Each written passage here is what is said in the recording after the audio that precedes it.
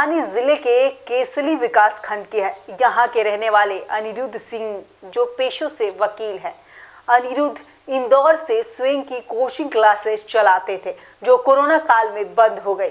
तब अनिरुद्ध ने गांव जाकर आधुनिक खेती करने की सोची और आज परिणाम सबके सामने है। उन्होंने पहाड़ों पर उगने वाली फसल को इस अंचल में सफलता से उगाकर नया आयाम कर दिया है। कोरोना काल में मार्च 2020 से ही कोचिंग का काम बंद हो गया। जब कोचिंग शुरू होने की सारी उम्मीदें खत्म हो गई, तब अगस्त में सागर के केसली निवासी युवा अनिरुद्ध सिंह अपने घर पहुंचे।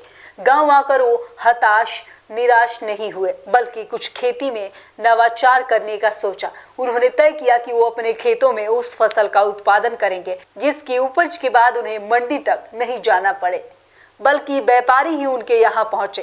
हिमाचल प्रदेश के अपने कुछ साथियों और उद्यानिकी विभाग के अधिकारी प्रदीप परियार की सलाह पर अक्टूबर में उन्होंने स्ट्रॉबेरी की खेती शुरू की।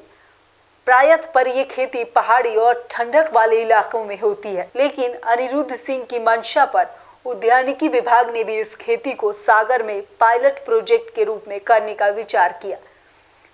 सिंह को उद्यानिकी विभाग ने ड्रिप और मल्चिंग पद्धति से खेती करने की सलाह दी। अक्टूबर के शुरुआत में इसकी बोअनी की गई। इसमें करीब 1.5 लाख रुपए खर्चा आया। 28 दिसंबर से स्ट्रॉबेरी की तुड़ाई शुरू है। मार्च तक 5 बार तुड़ाई की जा सकेगी। लागत और अन्य खर्चा निकालकर कुछ 5 लाख रुपए के मुनाफे का अनुमान है। मैं जैतपुर डोमा का निवासी हूँ और यहाँ पर मैं आया हूँ स्ट्रॉबेरी की फसल देखने और मुझे देखकर अच्छा लगा और मैं भी इस चीज़ को करने की सोच रहा हूँ।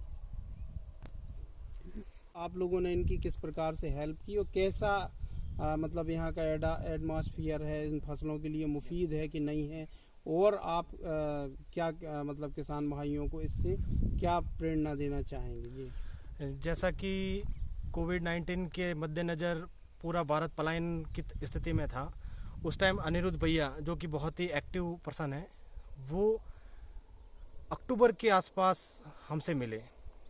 एक्चुअली मैं नयनगर नर्सरी में बैठा था तो उनने हमसे कहा सर हम कुछ नया करना चाह रहे हैं। तो हमने कहा भाई साहब नया बिल्कुल आपके दिमाग में क्या आ रहा है? तो उनने कहा सर मैं एक्चुअली अभी लेह लद्दाख घूम के आया हूँ।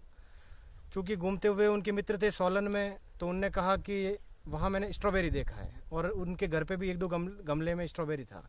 तो मैंने कहा बिल्कुल भाई साहब मैं आपका पूर्णतः 100% सहयोग करूँगा।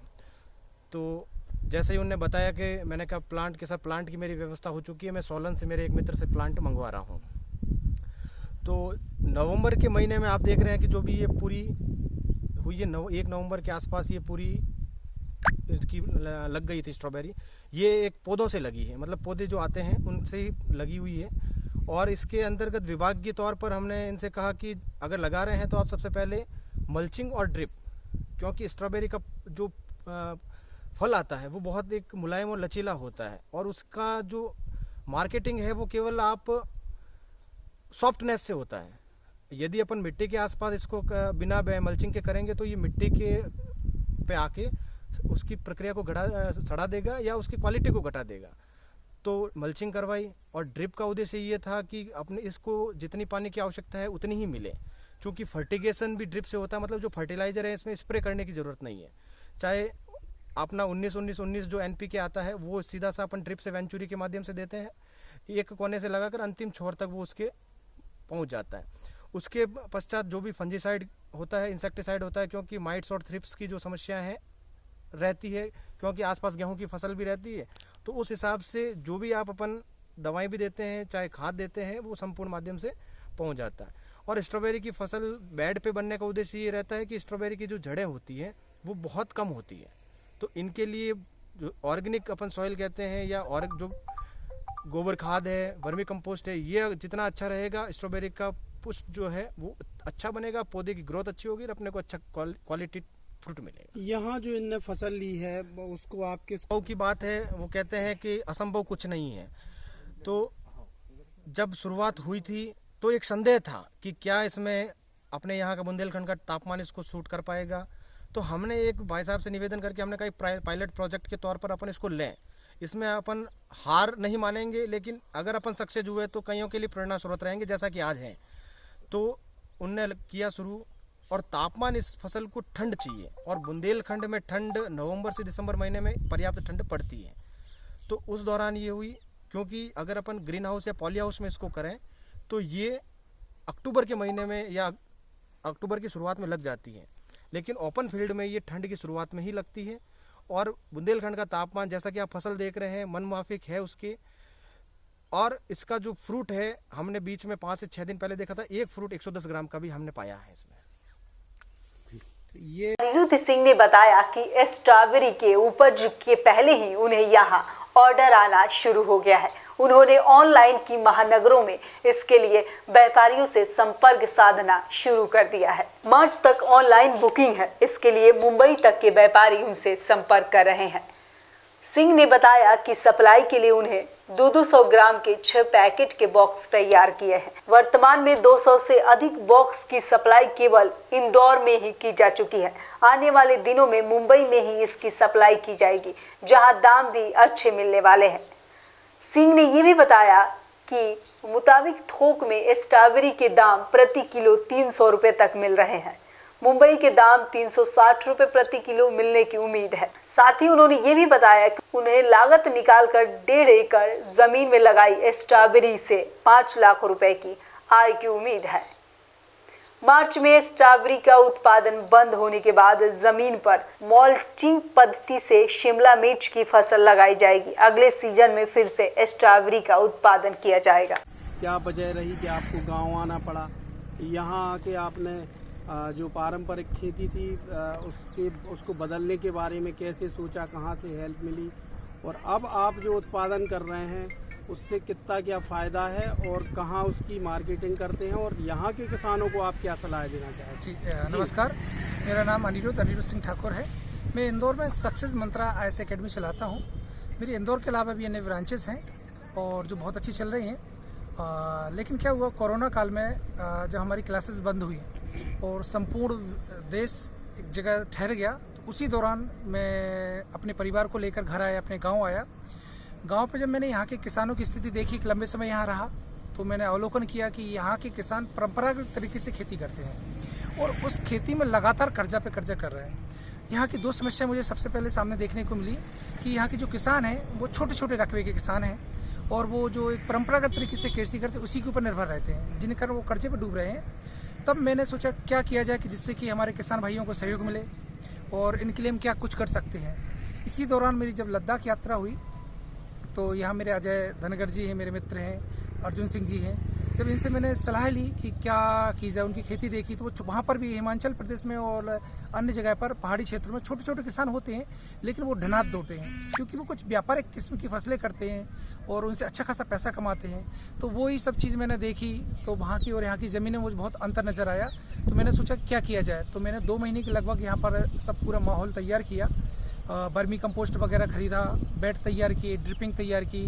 और इसके बाद सबसे बड़ी समस्या आती है कि जब आप वहाँ की फसलें यहाँ लगाते हैं टेम्परेचर की, क्योंकि जो ये स्ट्रॉबेरी है, स्ट्रॉबेरी को लगाने के लिए लगभग 25 डिग्री सेल्सियस तापमान होना ज़रूरी है। इससे ज़्यादा में आप उसको सर्वाइव नहीं कर पाती है। वहाँ पर एक खेती होती है लगभग सितंबर में, लेकिन सितंबर में यहाँ पर अपने बुंदेलखंड मालवा में यहाँ बोला जाता है द्वितीय ग्रीष्म ऋतु, क्योंकि अच्छा खासा टेम्परेचर यहाँ पर रहता है। तो मैंने थोड़ा उसका वेट किया और जब 3-4 दिन तक लगातार 25 डिग्री रहा, तब मैंने 1 नवंबर को इस स्ट्रॉबेरी की प्लांट है जो बुलवाए, मैंने 29 को बुलवाए थे, 1 नवंबर को यहाँ पर लगाना मैंने स्टार्ट किया और 28 दिसंबर से हमारी फसल टूटना शुरू हुई और अभी तक मैंने लगभग 60,000 के समथिंग मैंने इस फसल को बेच लिया, 60,000 के समथिंग बेच लिया है। और जैसे आप लोग अभी इस खेत को देख रहे हैं, 5 से 5.5 लाख तक की फसल इसमें 5 से 5.5 लाख तक की फसल मैं इसमें से निकालूंगा और उसको बेचूंगा।